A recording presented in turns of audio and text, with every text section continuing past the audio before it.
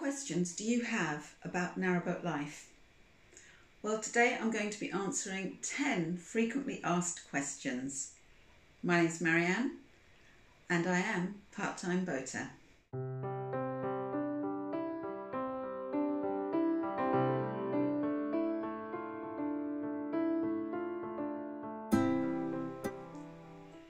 One of the questions that gets asked is all about medications. How do you get your medications if you are a continuous cruiser? Well, the answer to that is fairly straightforward if the system works.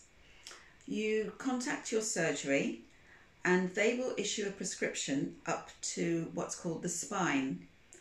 And from there, it can be accessed from any pharmacy or chemist in the country.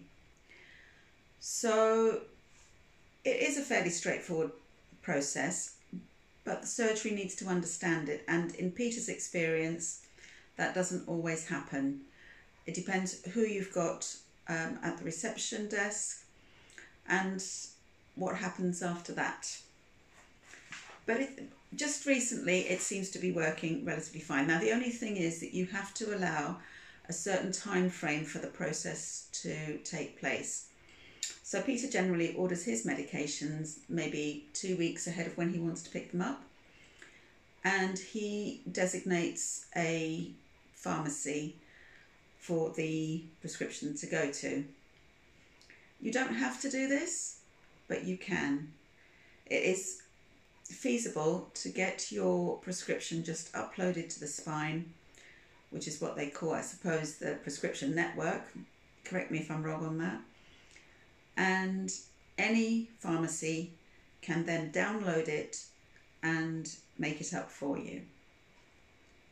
So that is medications on the move. The second thing is, how do you get your post? Well, in Peter's case, because I'm not on the boat all the time and I have a land address, he gets everything redirected to here. I say redirected because he still has his property and he's just not using that address. So he has a redirection order with the post office and gets his mail delivered here. And then when I go up to the boat, I take it to him.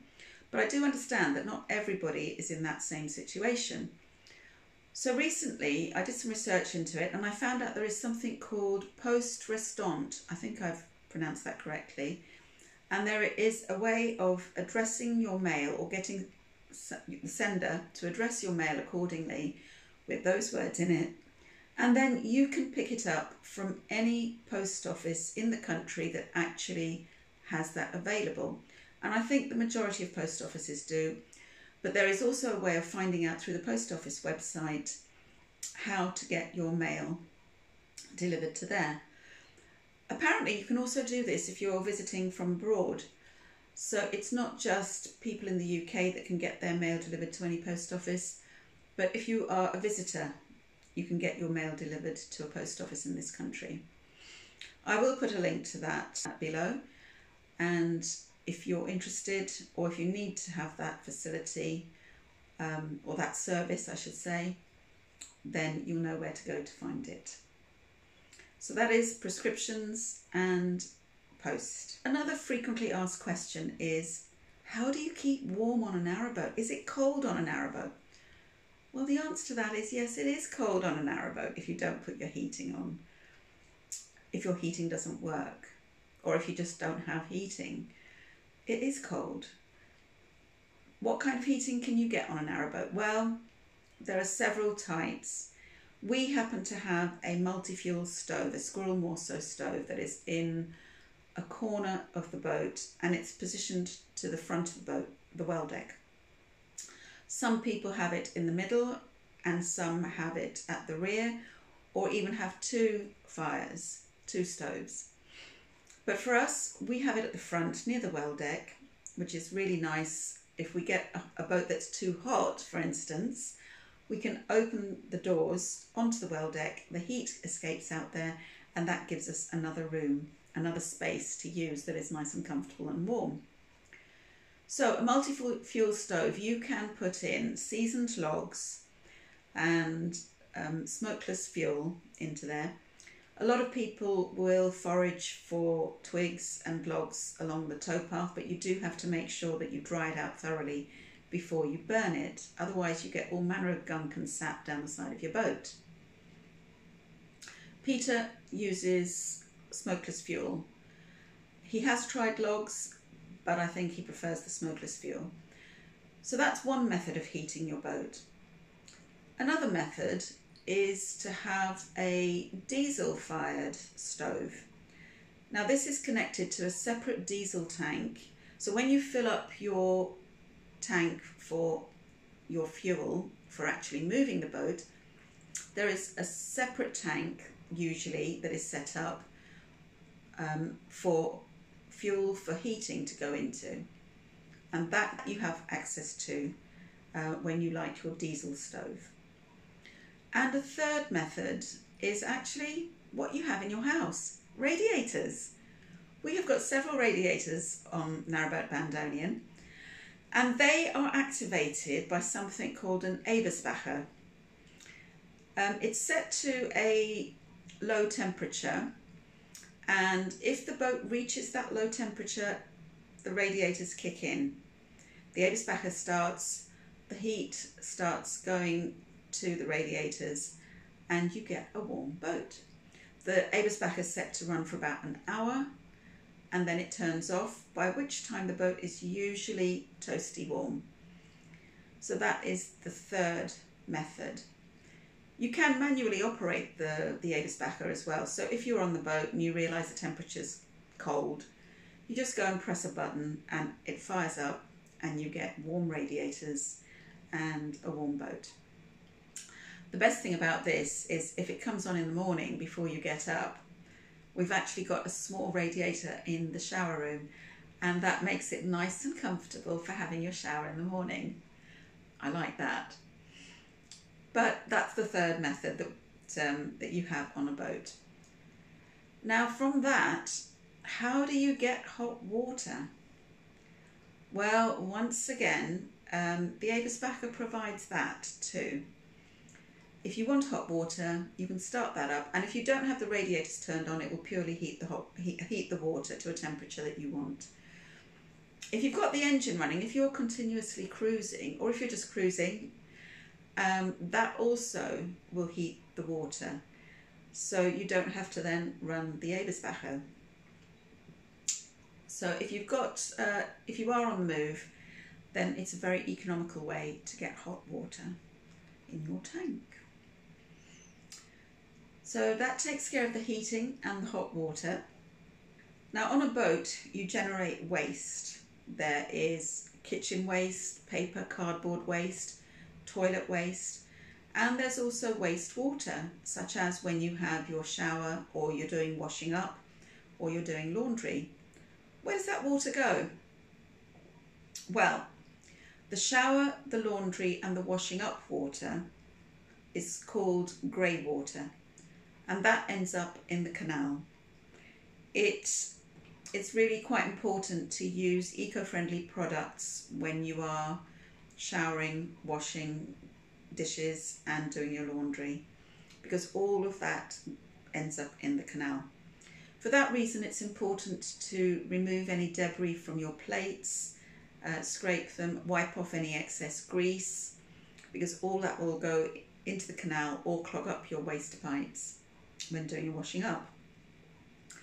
So that's called grey water. And the black waste is your toilet waste, and that must not be emptied into the canal for obvious reasons. So this brings us to, how do you dispose of toilet waste?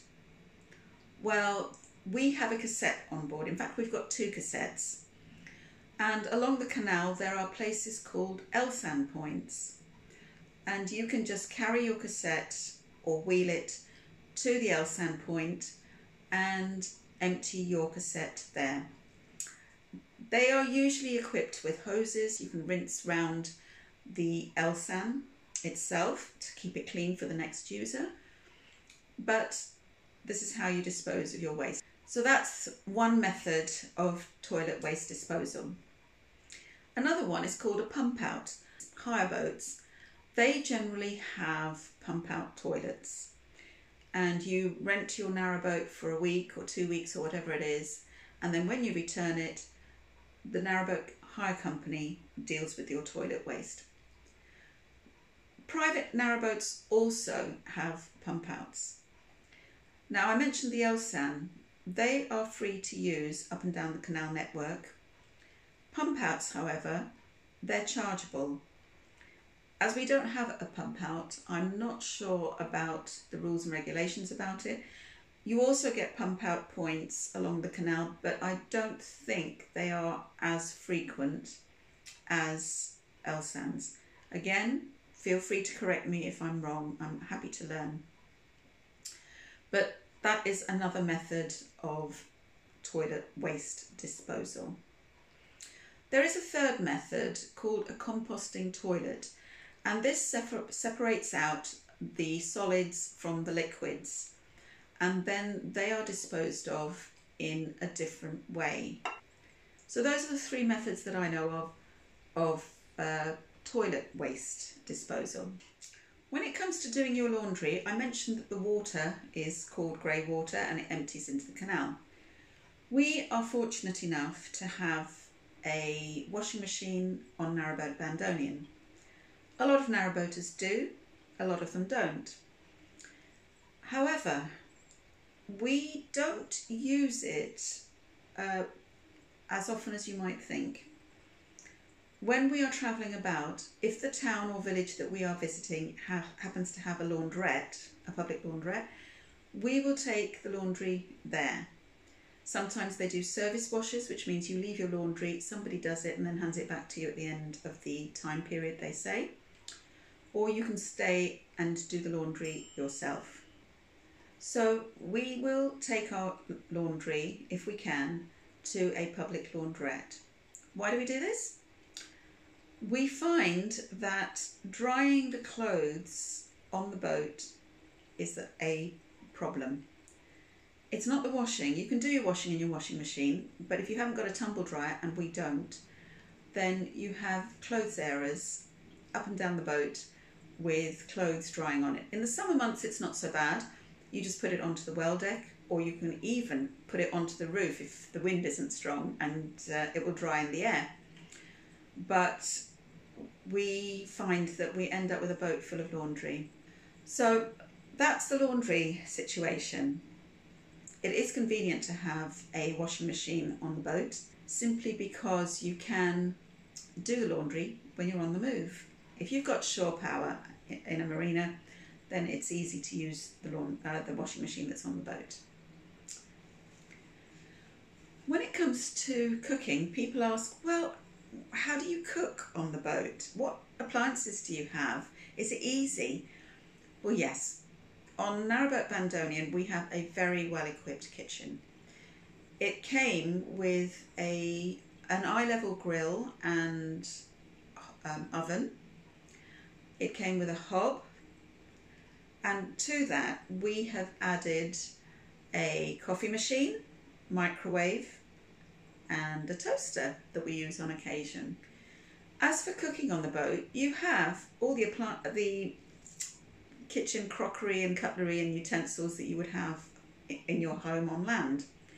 The one thing that we don't have is an electric kettle, and we boil our water in just an ordinary kettle that you put on the hob, but it does whistle. This sort of kettle you can also put on your multi-fuel stove, and what that does, it heats the water up to quite hot, and then to get it up to boiling to make your tea or coffee, you just put it onto the hob and finish it off. So that saves on some gas. Our cooking is by gas. We have a couple of gas bottles in the gas locker at the front of the boat, and we have a manual operation for transferring from one bottle to the other. Peter prefers it that way because then he actually knows when one gas bottle is empty and knows when to replace it, because he's actually got to go and manually transfer the feed. If you have an automatic gas change, which is very popular, I'm sure, It does it automatically, but I'm not sure whether or not it actually lets you know that it's done it. And therefore you could empty 2 gas bottles without realising it and then be left without gas. So this is why Peter prefers to change the gas bottles over manually. So that's it for the kitchen, really. I think the one other thing that I would put on the boat is a hand blender, because I have felt the need for that on occasion and not had it. It's a very well equipped kitchen. You can bake, you can roast. We've had roast dinners on the boat. One appliance that I am looking to get, that a lot of narrowboaters have, is a thermal cooker or a slow cooker that can be used on the boat when we're moving. Thermal cookers are very expensive, but they do a really good job without the power. They operate by you preheating the food. You start the cooking off on the hob, you transfer everything into the thermal cooker, put the lid on, seal it, and the heat that is there keeps on cooking the food. It's contained, it's sealed, and it maintains the temperature for quite a long time. And so it operates under the same principle of a slow cooker, that after a number of hours you have a hot meal ready for you. Slow cookers are much cheaper, but it does depend on electricity, and that depends on what wattage you have on your boat through solar panels and batteries, etc. But I would really like to have a slow cooker or something similar on the narrowboat for when we're cruising. But again, if I'm not on the boat, then there's really no need for me to have a slow cooker on the boat. Peter wouldn't use it, but I would. What appliance is most used on the boat has been one question as well. The most used appliance is actually the fridge. I forgot to mention the boat came with a 12 volt fridge, which is brilliant. I would not be without it on the boat, and I don't think Peter would either. A lot of boaters manage without a fridge on board. I don't know how they do it, but they do. It's not a priority for them. But for us, we usually have a fairly well-stocked fridge, and it has a freezing compartment at the top, which is, it's not an ice box, it's actually a small freezer attached to it. So I would say that is our most used appliance, because it is on 24/7. It works hard, our little fridge freezer, but it's brilliant. You can do your shopping when you are at a store, fill up the fridge freezer, and then if you find yourself in the middle of nowhere, you have supplies in your fridge freezer that you can use. Milk, butter, meats, fish, whatever you would normally put into your fridge freezer. Sometimes ready meals, and also if there's any surplus food that you cook, you can put it into your freezer and you know what you've got in there. It's not such a big freezer that you lose things, so you can always keep on top of it. And the best thing is, in the summer, you can have ice lollies and ice cream in there too. Though Peter eats ice cream throughout the year. I don't, but he does.